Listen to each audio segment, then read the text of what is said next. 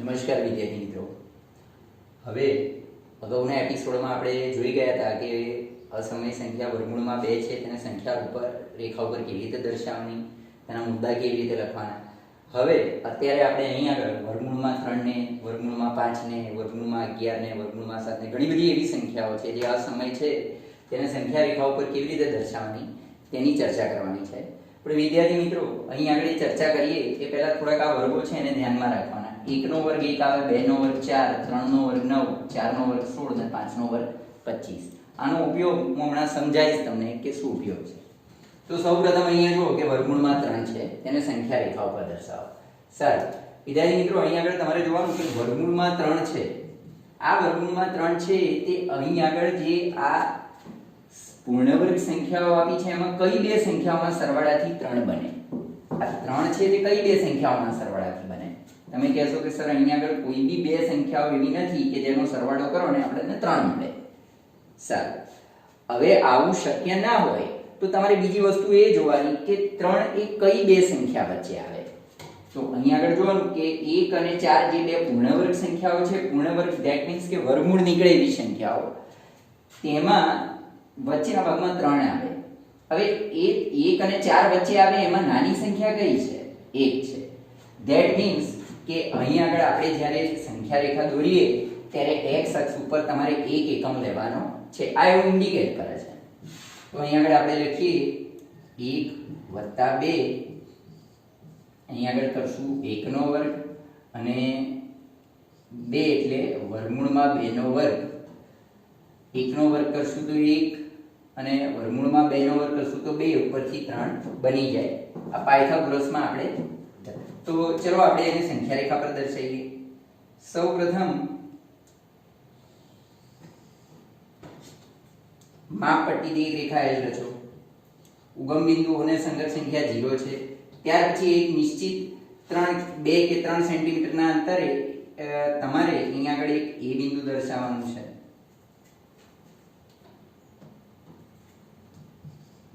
અને આ તમારો એક એકમ છે. નોટબુકની અંદર 2 કે 3 સેન્ટીમીટર લઈ શકો. વર્ગમૂળમાં 3 ને દર્શાવવાના છે, બહુ મોટી સંખ્યા નથી એટલે અહીંયા તમે 3 એકમ 3 સેન્ટીમીટર બરાબર 1 એકમ એવું ગણતરી કરીને લઈ શકશો. હવે અહીં આગળ તમારે રેખા L છે તેને લંબ રેખા દોરવાની છે. રેખા L ને તમારે લંબ રેખા કરવાની હોય તો અહીં આગળ તમારે કોણ માપક લઈ લેવાનું. કોણ માપકને અહીંયા તમારે એ બિંદુ પર મૂકવાનું. અગાઉ મેં તમને સમજાવેલું છે અગાઉના એપિસોડમાં કે જે કોણ માપક છે તેને કોણ માપક પર આવતી આ જે અહીંયા લીટી હોય તે લીટી એ સંખ્યા રેખાને લગોલગ આવે એના ઉપર બંધ બેસે તેવી રીતે મૂકી દેવાની. અને ત્યાર પછી વચ્ચેના ભાગમાં જે આવો નાનો ભાગ હોય તેમાં અહીં આગળ એક કાપો આપેલો હોય લંબનો, ત્યાંથી તમારે 90 ડિગ્રી ઉપરના ભાગમાં ટપકું કરવાનું. એક્ઝેક્ટ એ જ રીતે અહીં આગળ તમને આ એ બિંદુ છે દેખાય છે વચ્ચે, અને અહીંયા 90 ડિગ્રી પાસે તમારે P બિંદુ દર્શાવવાનું છે. સારું વિદ્યાર્થી મિત્રો, આ જે એક એકમ છે એ ઊભો લંબ પણ તમારે એક જ એકમ લેવાનો છે, બરાબર માપીને લેવાનું.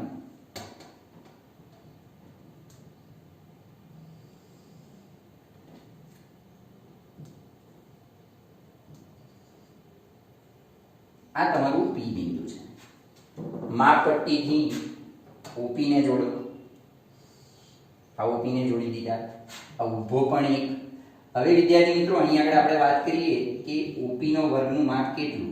તો OA નો વર્ગ ને PA નો વર્ગ, OA² + PA². OA નો વર્ગ એટલે 1 નો વર્ગ ને PA નો વર્ગ એટલે 1 નો વર્ગ. 1 નો વર્ગ 1 નો વર્ગ એટલે આવે 2. OP² આવે 2. હવે વર્ગમૂળમાં લો બે બાજુએ. તો આ વર્ગ છે તે વર્ગમૂળની બહાર નીકળે તો OP, અને આ તો ના નીકળે, એનું વર્ગમૂળ શક્ય નથી એટલે વર્ગમૂળમાં 2. તો આ આવ્યું તમારું OP વર્ગમૂળમાં 2. પણ તમારે લાવવાના છે વર્ગમૂળમાં 3. તો હવે પરિકરનો ઉપયોગ કરી અને સૌપ્રથમ તો આપણે વર્ગમૂળમાં 2 ને સંખ્યા રેખા પર દર્શાવીએ. આમ કરીને એક ચાપ અહીંયા દોરવાનો રહેશે. આ ચાપ જ્યાં રેખા L ને મળે છે એ તમારું B બિંદુ, અને આ મળ્યા તમારા વર્ગમૂળમાં 2.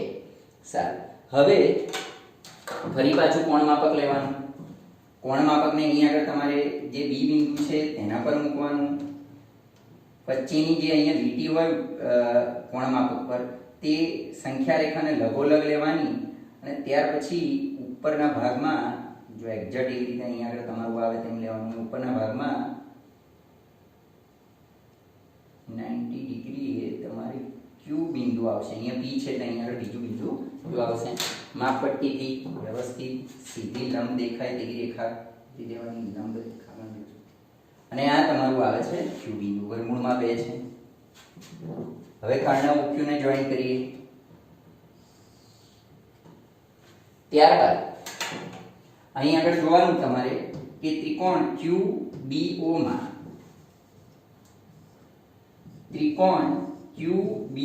માં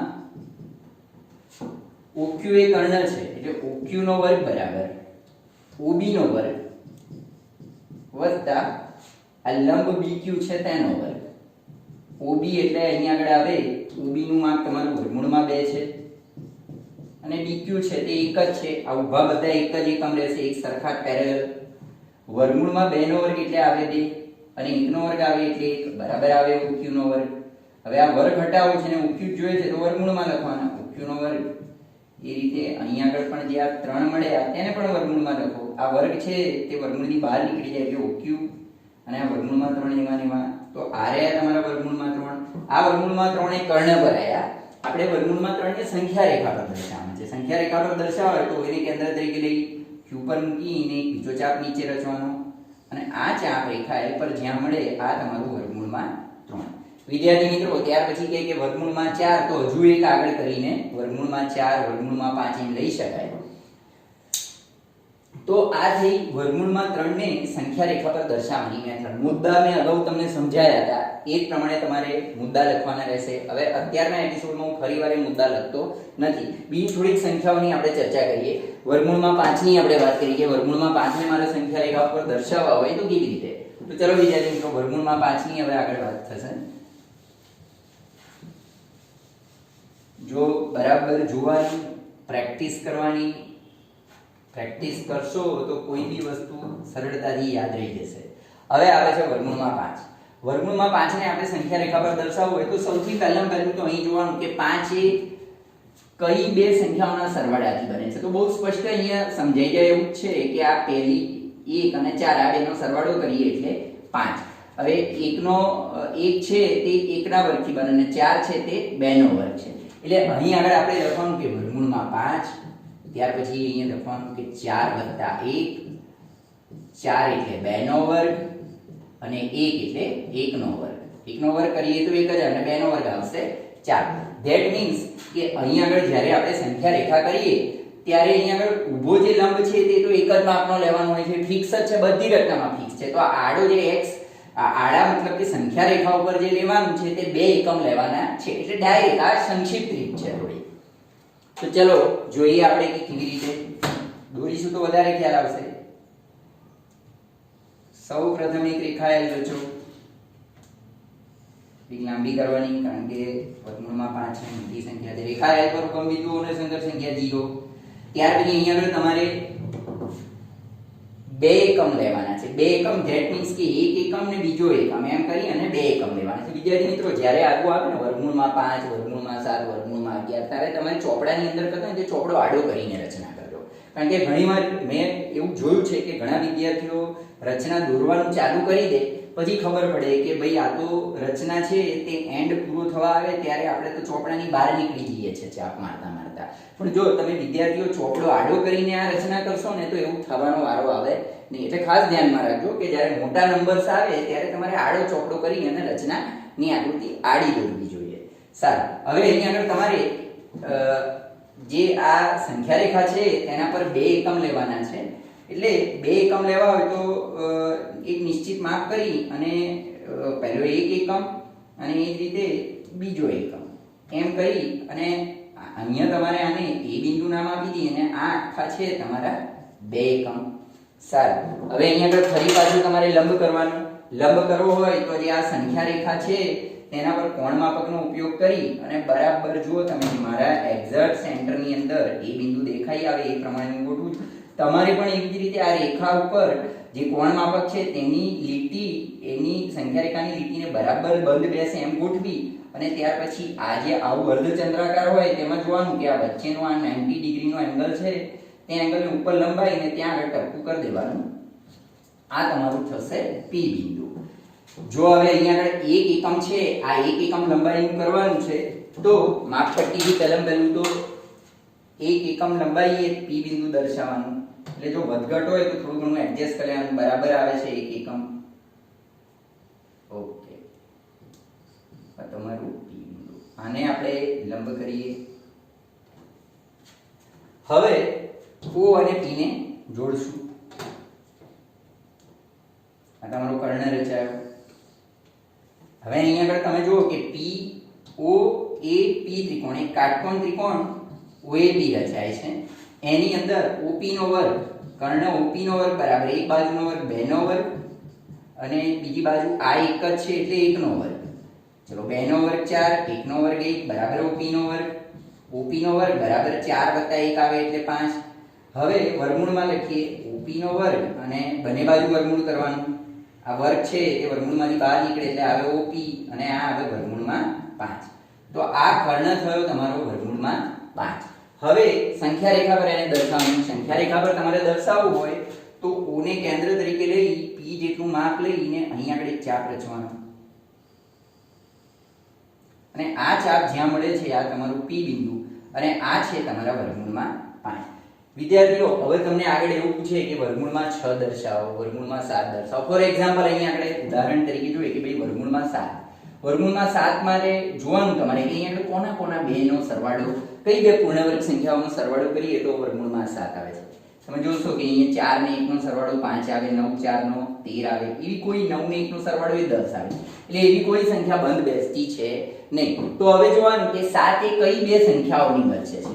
તો અહીં આગળ જોવાનું કે 7 એ 4 અને 9 વચ્ચેની છે. બરાબર છે. આ બે પૂર્ણવર્ગ સંખ્યા વચ્ચેની છે. એમાંથી નાની સંખ્યા કઈ? તો 4 ને 9 માંથી નાની સંખ્યા છે 4. ધેટ મીન્સ કે અહીં આગળ જ્યારે લઈએ ત્યારે 4 + 3 એવી રીતે રહેવાનું. 4 લખી જ દેવાના. 7 લાવવા માટે બીજા કેટલા ઉમેરવા પડે? 3. હવે અહીં આગળ તમારે આને આવી રીતે સમજવાનું કે 4 એટલે આવે 2 નો વર્ગ અને 3 એટલે વર્ગમૂળમાં 3 નો વર્ગ. આ બે છે તે તમારે અહીંયા x અક્ષ પર લેવાના રહેશે. તો જ્યારે પણ તમે વર્ગમૂળમાં 7 કરો ત્યારે અહીંયા આગળ પહેલું તો 2 લેવાના. એ 2 લઈ અને તમારે વર્ગમૂળમાં 5 લાવવાના.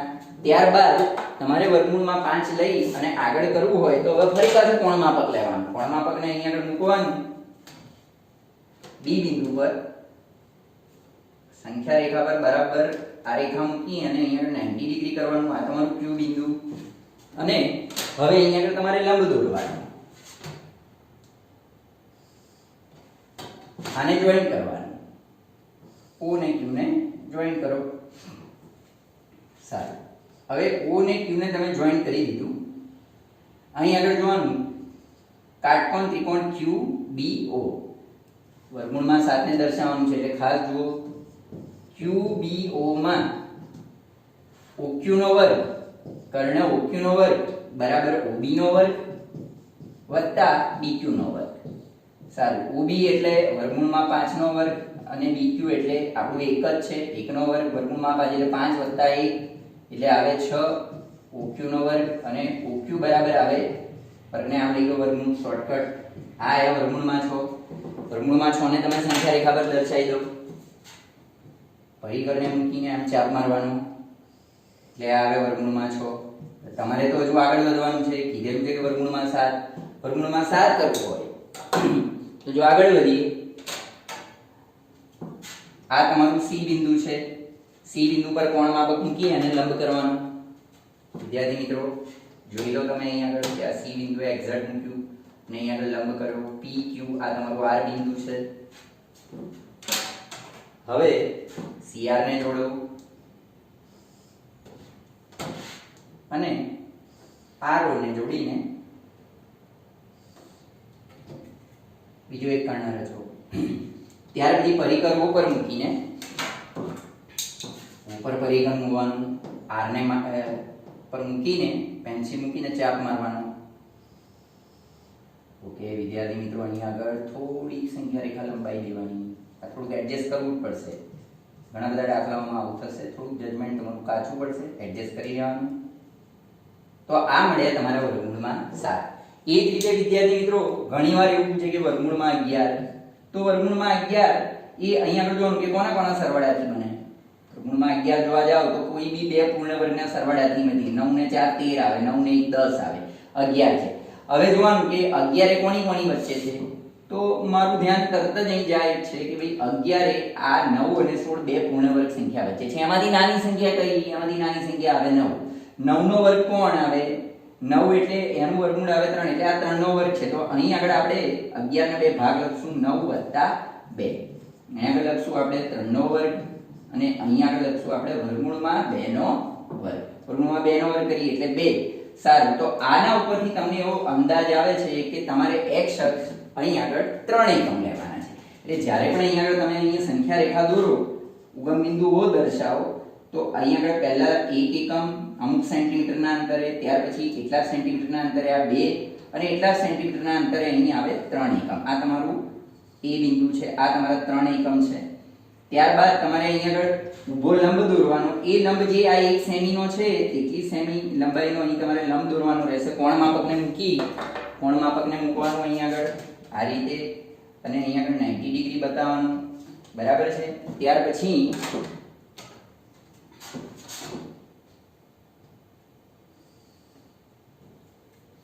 વિદ્યાર્થી મિત્રો આટલો લાંબો દોરવાની જરૂર નથી, કારણ કે આ જે માપ છે તેટલું જ માપનો અહીં આગળ 1 સેમીનું જ રાખવાનું છે. એટલે આ વધારાનું તમે રાખો અથવા પેન્સિલથી લૂછી નાખો તો ચાલશે. આ તમારું બિંદુ P છે.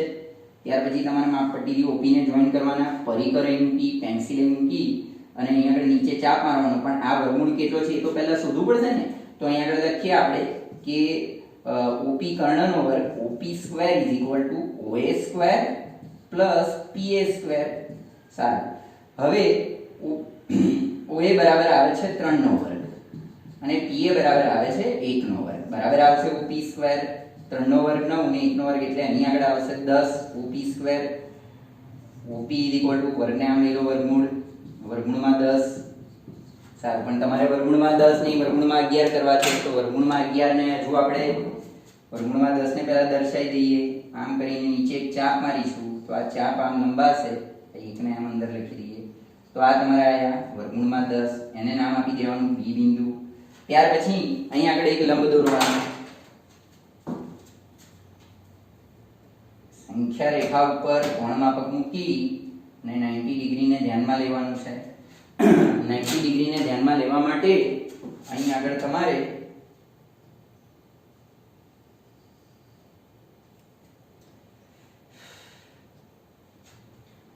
ઊભો તમારે 1 સેન્ટીમીટર એટલે એને પેરેલલ જ અહીં આગળ તમારે Q બિંદુ દર્શાવી દેવાનું. ઉપરનું પેન્સિલથી લૂછી નાખશો તો ચાલશે. હવે OQ ને જોડો.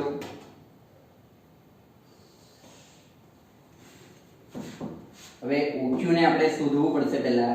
તો અહીંયા લખીએ આપણે કે QBO ત્રિકોણ QBO માં OQ નો વર્ગ OB નો વર્ગ BQ નો વર્ગ. OB નો વર્ગ વત્તા BQ નો વર્ગ. ચલો, OB તમારા છે વર્ગમૂળમાં 10 નો વર્ગ અને આ જે છે તે 1 નો વર્ગ. ઊભો 1 જ છે આપણો. વર્ગમૂળમાં 10 એટલે 10 ને 1, 10 + 1 કરી એટલે 11. OQ નો વર્ગ બરાબર 11 એટલે OQ બરાબર વર્ગ આમ એટલે વર્ગમૂળમાં 11. તો આ તમારા છે વર્ગમૂળમાં 11. હવે આ વર્ગમૂળમાં 11 છે તેને આપણે સંખ્યા રેખા ઉપર દર્શાવવાનું. તો આ તો કર્ણ પર આયા. પરિકર અહીં મૂકીને પરિકર ઉપર મૂકી પેન્સિલ અહીં આગળ રાખીને આમ ચાપ મારશું તો આ ચાપ આવશે વર્ગમૂળમાં 11. આને આપી દેવાનું C બિંદુ.